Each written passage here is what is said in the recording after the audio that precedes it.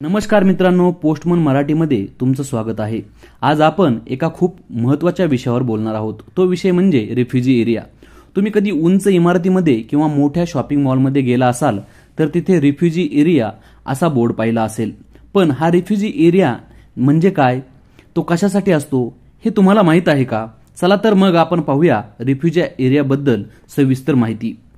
सोप्या भाषेत सांगायचं झालं तर रिफ्युजी एरिया म्हणजे उंच इमारतीमध्ये, विशेषतः निवासी किंवा व्यावसायिक इमारतीमध्ये आपत्कालीन परिस्थितीत लोकांना सुरक्षित आश्रय देण्यासाठी तयार केलेली एक जागा असते।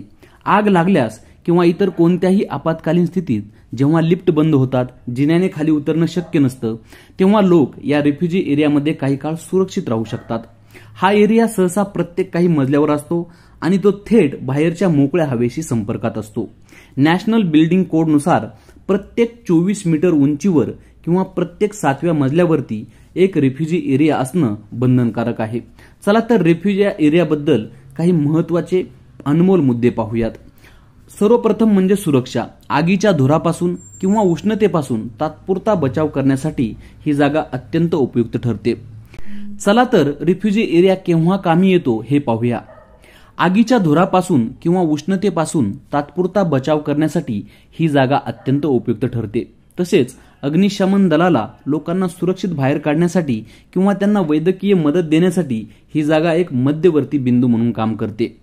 आपत्कालीन परिस्थितीमध्ये लोक घाबरून जातात, अशा वेळी त्यांना सुरक्षित जागा न मिळाल्यास त्यांची भीती कमी होत नाही आणि ही भीती कमी करण्यासाठी रिफ्युजी एरिया खूप महत्त्वाचं काम करते।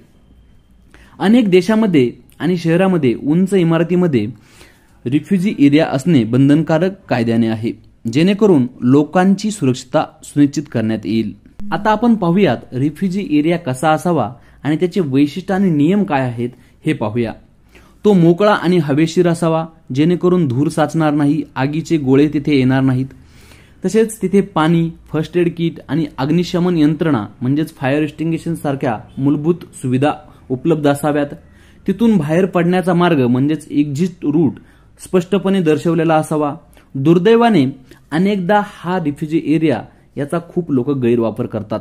लोक तिथे अनावश्यक वस्तू ठेवतात, कचरा टाकतात किंवा या जागेचा वापर वैयक्तिक कामांसाठी करतात। हे अत्यंत धोकादायक आहे, कारण आपत्कालीन परिस्थितीमध्ये यामधून लोकांना बाहेर पडण्यास अडथळा निर्माण होऊ शकतो आणि बचाव कार्य करताना अडचणी येऊ शकतात। हा एरिया कोणत्याही अडथळ्याशिवाय मोकळा ठेवणं अत्यंत आवश्यक आहे।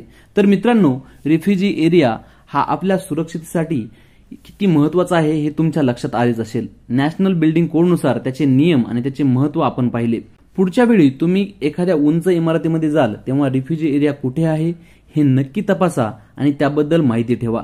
तसेच त्याचा गैरवापर टाळून तो नेहमी मोकळा आणि स्वच्छ ठेवणं ही आपली सर्वांची जबाबदारी आहे। आपत्कालीन परिस्थितीत ही माहिती तुमच्यासाठी खूप महत्त्वाची ठरू शकते। हा व्हिडिओ तुम्हाला कसा वाटला आम्हाला कमेंटमध्ये नक्की सांगा। व्हिडिओ आवडला असेल तर लाईक करा, शेअर करा आणि पोस्टमन मराठीला सबस्क्राईब करायला विसरू नका। भेटूया पुढच्या व्हिडिओमध्ये, तोपर्यंत सुरक्षित राहा। धन्यवाद। जय महाराष्ट्र।